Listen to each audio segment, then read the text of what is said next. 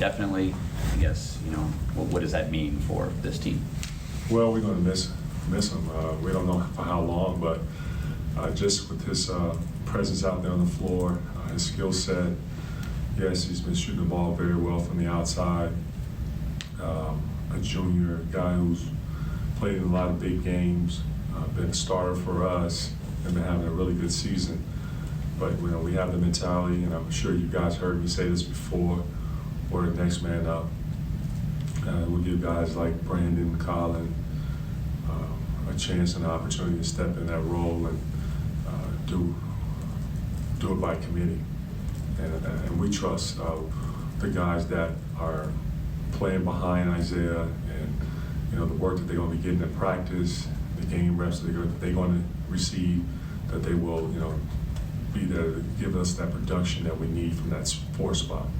As far as the starting lineup, are you willing to share who that next man up would be? Yeah, right now I do not have a starting lineup. I haven't gone that far yet with it, but I know that we're truly going to be looking at a lot of different bodies to fill that role. Juwan, kind of looking at the fact that you mentioned, kind of a by committee group. I mean, what are you looking from those guys to do? I mean, is it kind of not doing too much or not trying to do too much and just kind of stick with what their role is? Well, I would say this: you lose 14 points a game, so I don't want anyone to feel like because the guy who's been averaging 14 points that I have to be the next man to now give us 14 points or 16 points. No, that's not the mentality. That's not what we're looking for. Be that guy to come out there and give us the stability, defend at the 4 spot, sometimes at the 3 spot, communicate our defense, be active defensively, play with a lot of heart, a lot of passion, and play the right way. And I think the production will happen when you have that type of mindset. When you come in and feel like you need to score, what that does is just puts too much pressure on yourself, and then it also hurts the team. James? Juwan, he's kind of dealt with injuries over his career here. I mean, any idea how he maybe handled the news, I guess, when he found out he'd be out indefinitely? Well, I know that any player, and that's Isaiah, anyone who has been injured, when you know that you're going to miss some time, you don't know for how long, it can be very frustrating. Sometimes players go into a deep depression because they are so competitive, they don't want to miss any time, they feel they're letting down their teammates, the staff. I just want him to keep the mindset that each and every day the goal is to get improved. And let's make sure that when you do come out there, you're healthy and you're ready to go. Don't feel like you have to rush back. His health is more important than anything. And obviously you have, after this game, you have Big Ten play picks up, and you mentioned rushing back. How do you make sure he doesn't try to get back, for that first game, maybe rush himself? Well, I'm sure he knows his pain tolerance as well as how his body heals. But I also trust our medical staff, which we have elite level medical staff that will make sure that he doesn't do anything that will hurt him and his chances of re-injuring himself. That when he does come back, that he's 100, hopefully 110%. Brendan? We've seen you use so many different lineups, whether it be 3 guards, whether it be 2 bigs, things like that. You played for a stretch of time without Franz early on. Does the fact that you guys have never really had just a completely set, defined roster rotation, whatever it might be, does that help at all in this instance, that guys aren't kind of set in a certain way? I don't have no idea if it helps. I know just from a coaching standpoint, it can be at times a little frustrating when you don't have your full roster out there. Each and every coach want to have their players that they feel that's going to help the team and give them the best chances of winning. We need all 15 guys. Yes, we've had some adversity early on with Franz being out, and that was challenging for us. Now with Isaiah, it's going to be even more challenging for our group, but we're going to continue to keep forging ahead and hopefully hold the fort down until he returns. Josh? We just spoke with Brandon Wade. What kind of player are you getting, and what do you kind of foresee his role to be? Obviously, he can't play this year, but going forward. Well, Brandon, there's going to be a lot to learn from him. From joining the team half the season, he's going to get a lot of practice reps, learning the Michigan way. And he's such a positive kid, hardworking, with the type of mindset where he just wants to do whatever he can to help the team get better. And I know if he continues with that attitude, that we will see Brandon grow as a player.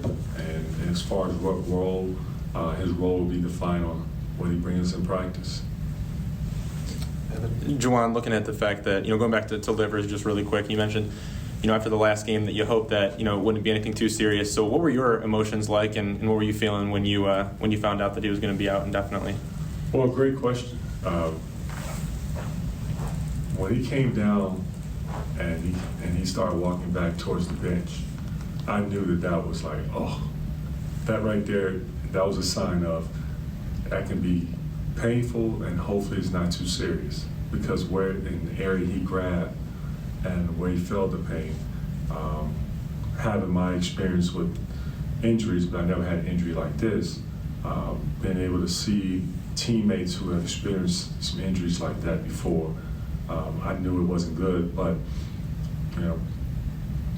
we're just going to keep him positive, keep getting him healthy. He's going to be very disciplined with his rehab treatment, and I know he's going to be diligent with that. He wants to be out there. We need him. He knows it. He needs us. We need each other.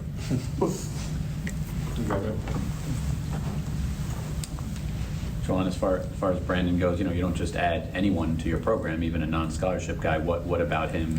Did you like that you thought he'd be a good fit with these guys? Brandon? Yeah. Oh. Brandon Wade, yes, sorry. Right. Yeah, because the first person. Right. All these names, man. Say. But Brandon, I knew a little bit of Brandon, a little bit about Brandon early on when I first took the job. I also knew about his little brother. I got a chance to meet his dad before. He's interesting. He's a guy who had a scholarship at Duquesne and learning, grinding, getting better. Decided that this wasn't a good situation for him and wanted to find a better situation. And so happened we had a spot available. And now we're going to help him grow. We're going to coach him up and develop him, and we'll see where it goes from there.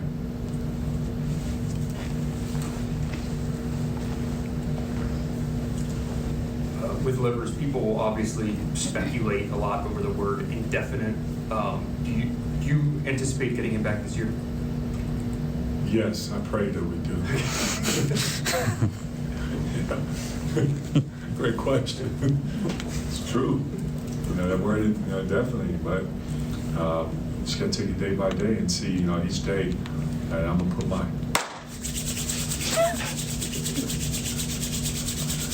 And I'm gonna rub him. Karate Kid.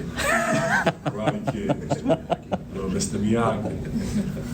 See if I can give him some of that energy of good health and get him back healthy so he can be out there with us. Anything else?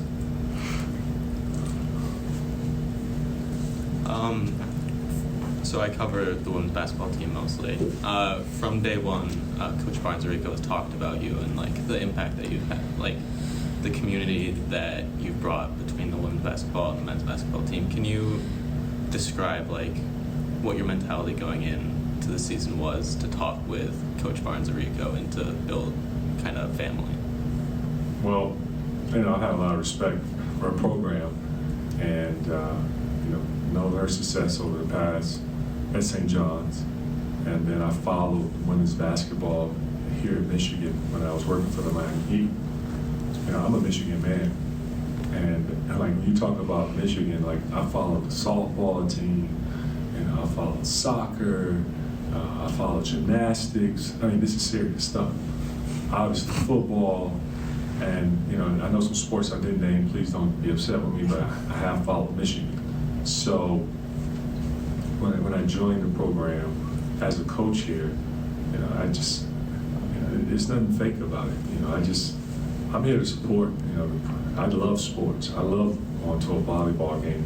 I haven't been yet to a Michigan volleyball game. I'm trying to see one, but I enjoy just seeing different sports, and I enjoy golf. And I don't even play golf, but I watch Tiger a lot. I support the Michigan golf team, women's and men. One day I would like to get out there and visit, one of their meets, or whatever you want to, what's the terminology for it. But I'm just happy to be a part of greatness, and I consider Kim one of the best coaches in women's basketball. And I love the way how her program and how they, as a group of their coaches and players, and how they gel, and how the relationship they have in practice shows in games, on how they just all for one another, and all about family, and how the players take to her program. And I'm learning. I sat there and wanted to practice and watch how she ran her practice, and how the women took to coaching, and enjoyed her leadership. I like how she pushed her girls, and how they took to it, and still didn't show any type of bad body language, and enjoyed the coaching from it, and enjoyed being pushed to get uncomfortable. I saw one of her plays that she ran a baseline out of bounds that I'm trying to steal, so you always can learn. But yes, we are family. We're in the same building. I get a chance to see them a lot, walking through the weight room, walking through the gym.